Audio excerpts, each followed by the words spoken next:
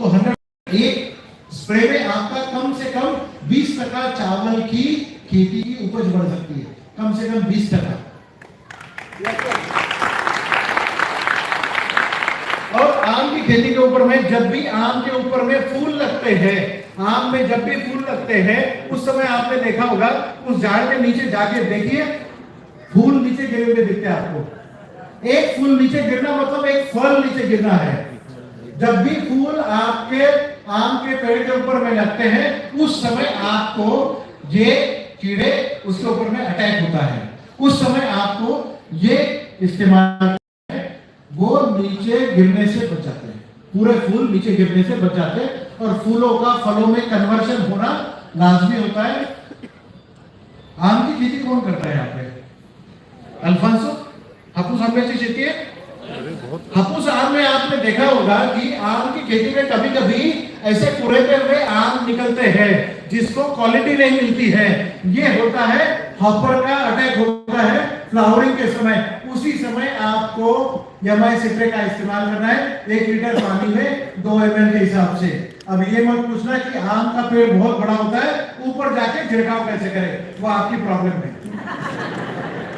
नहीं, मुझे पंजाब में एक फोन आया था कि आम के ऊपर में चढ़ गए छिड़काव करने के लिए, नीचे गिर गए, पैर टूट गया। पूछ रहा था कि कॉम्पनसेशन मिल सकता है क्या? हम लोग ऐसे एक्सीडेंट के लिए कोई कॉम्पनसेशन नहीं देते। छिड़काव करना जरूरी है, आम बचाने हैं तो जरूरी है, क्वालिटी निकालनी है तो जरूरी है, आम को एक्सपोर्ट करना है तो यमाई सिट्रे का इस्तेमाल करना बहुत जरूरी है। अगर यमाई सिट्रा आम के एक्सपोर्ट करने वाले लोग जानते होंगे कि आम जब भी आप एक्सपोर्ट करते हैं उसके ऊपर में कीड़ा नहीं होना चाहिए, इसलिए। और आम अगर आपने किसी भी केमिकल में डुबो दिया तो आम की क्वालिटी बिगड़ जाती है। और आम के ऊपर में कम से कम अगर एक्सपोर्ट करने वाला आम हो तो 15 दिन पहले छिड़काव रोक देना पड़ता है, क्योंकि केमिकल के ट्रेसेस एनालिसिस में निकल सकते हैं। बट कोई एक्सपोर्ट खेती का अगर उपज एक्सपोर्ट करने वाला हो और 1 दिन पहले भी अगर वो छिड़काव करता है, तब भी हमारा कोई एनालिसिस में दवाई निकलता नहीं, क्योंकि हम पॉइजन है ही नहीं, कोई केमिकल नहीं निकलता है। इसका मतलब अगर खेती की उपज अगर आपको एक्सपोर्ट करनी है, या पर एक्सपोर्ट करने वाली खेती जो लोग करते हैं, उसे यमाई स्प्रे या यमाई की दवाई के अलावा कोई चारा ही नहीं है, और वो आपके सीधे सीधे क्लाइंट हो सकते हैं, उन्हें आपने अप्रोच करना चाहिए। मॉडिफाई, ये अगला प्रोडक्ट है मॉडिफाई। ये प्रोडक्ट बहुत लोगों ने इसके बारे में सुना होगा। खारे पानी को मीठा बनाने का तरीका है, खारे पानी को मीठा बनाने का तरीका है। अब हम तो समुद्र के बगल में हैं, तो समुद्र का पानी मीठा कर सकते हैं? सवाल तो आपके मन में आता होगा ना। सैचुरेशन लेवल के ऊपर में अगर आपके पानी में साल्ट कंटेंट है, नमक की मात्रा है, मतलब सैचुरेशन पॉइंट किसे बोला जाता है? अगर आप 1 गिलास पानी लीजिए, उसमें 1 चम्मच नमक डालिए, घोल दीजिए, फिर से 1 चम्मच डालिए, 1 चम्मच डालिए। एक समय ऐसा आएगा कि आप चम्मच भर नमक डाल रहे हो, घोल रहे हो, घुलेगा नहीं, नमक आपको पानी में दिखेगा, घुलेगा नहीं। वो सैचुरेशन पॉइंट है। समुद्र का पानी सैचुरेशन पॉइंट के ऊपर में नमकीन है, इसलिए पानी को मीठा नहीं किया जा सकता, क्योंकि ये जब भी साल्टी वाटर में आप डालते हैं, एक एग्जांपल के लिए मैं आपको बताता हूं। टैंकर का पानी लगता है, टैंकर से सप्लाई होता है पानी। मीठे पानी का टैंकर 4000 का होता है, और खारे पानी का टैंकर जो आप इस्तेमाल करने के लिए इस्तेमाल करते हैं, वो 800 रुपए का टैंकर होता है। टैंकर का बिजनेस भी कर सकते हैं। 800 रुपए का टैंकर लीजिए, 200 रुपए का मॉडिफाई डालिए और 4000 में बेचिए।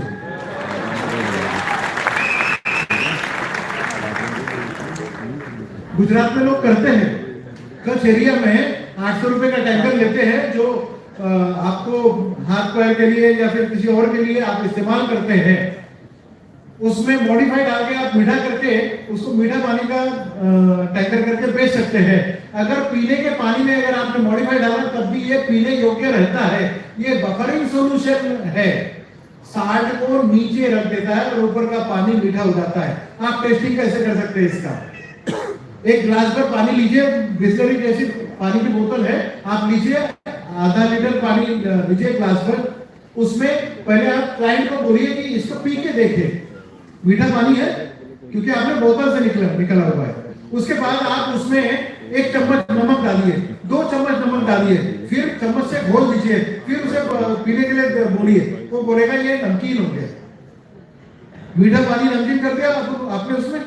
उसके बाद में आप एक बूंद मॉडिफाई की उस पानी में डालिए जो आपने खारा कर दिया है नमक से। जब तक हल्का लाल कलर या हल्का गुलाबी कलर नहीं आता, पिंक कलर नहीं आता, उस समय तक आप एक बूंद डालिए, चम्मच से घोलिए। उसके बाद में साल्ट को नीचे बैठने दीजिए। उसके बाद में वो ग्लास का पानी पी के देखिए, पानी नमकीन पानी मीठा हो गया। ये प्रोडक्ट क्यों एग्रीकल्चर में डाला गया है? ये प्रोडक्ट मॉडर्न एग्रीकल्चर के लिए, जब भी आप छिड़काव के लिए या फिर आपने जमीन में जो पानी आप दे रहे हैं, आपके कुएं का, ट्यूबवेल का या फिर नहर का पानी जो आप दे रहे हैं आपके खेत में, या फिर ड्रिपर से, स्प्रिंकलर इरिगेशन से, वो पानी मीठा हो, साल्टी ना हो। क्योंकि कोई भी दवाई 100% रिजल्ट या खाद 100% रिजल्ट तभी देता है जब आपकी जमीन नॉर्मल पीएच की हो, या फिर आपका पानी जो आप इस्तेमाल कर रहे हैं वो नॉर्मल पीएच हो। नॉर्मल पीएच मतलब एक स्केल है जो पानी का खारेपन को, या एसिडिक है या फिर सलाइन अल्कलाइन पानी है, इसको नापने का एक तरीका है, एक स्केल है जिसे पीएच बोला जाता है। ये जो बीच में पीएच लिखा हुआ है ना, ये अलग तरीके से लिखा हुआ है, आप लोग देख रहे हैं इसको, स्मॉल पी और कैपिटल एच लिखा हुआ है। ये पीएच लिखा भी इस तरीके से जाता है। तो ये पानी के पीएच को नॉर्मल करने का तरीका है। अब आप बोलोगे जहां पर बारिश ज्यादा होती है, कोकण एरिया में, गोवा, आसाम, जहां पर मछली पालन का काम करते हैं, बट वहां की जमीनें, आप गोवा में चले जाओ, कोकण एरिया में चले जाओ, वहां की जमीनें और वहां का पानी एसिडिक हो चुका है, एसिडिक होता है। मतलब नॉर्मल पीएच जो 6.5 से 7.5 होता है, पानी का पीएच ये 6.5 से अंदर हो जाता है, क्योंकि जहां पर जमीन ज्यादा होती है, बारिश ज्यादा होती है, वहां पर एसिडिक जमीनें हो जाती है और पानी भी उस जमीन का एसिडिक हो जाता है। वहां पर मछली पालन नहीं कर सकते। तो वहां पर लोग क्या करते हैं, चूना डालते हैं, पानी में चूना डालते हैं, फिर मछली पालन करते हैं। मछली पालन जहां पर हो रहा है वहां पर मॉडिफाई डाल के एसिडिक पानी को भी नॉर्मल किया जा सकता है, मछली पालन किया जा सकता है। मतलब चूने की अब इस्तेमाल करने की जरूरत नहीं है। मॉडिफाई आपके ट्यूबवेल के पानी को भी मीठा कर सकता है, कुएं के पानी को भी मीठा कर सकता है। बट ट्यूबवेल में और कुएं के पानी को झरने होते हैं, जो झरने जमीन से अगर खारे पानी के झरने हैं तो वो आपके मीठे पानी को खारा करता रहेगा। आप मीठा डालते मॉडिफाई डालते रहोगे, रीपर्चेस होता रहेगा।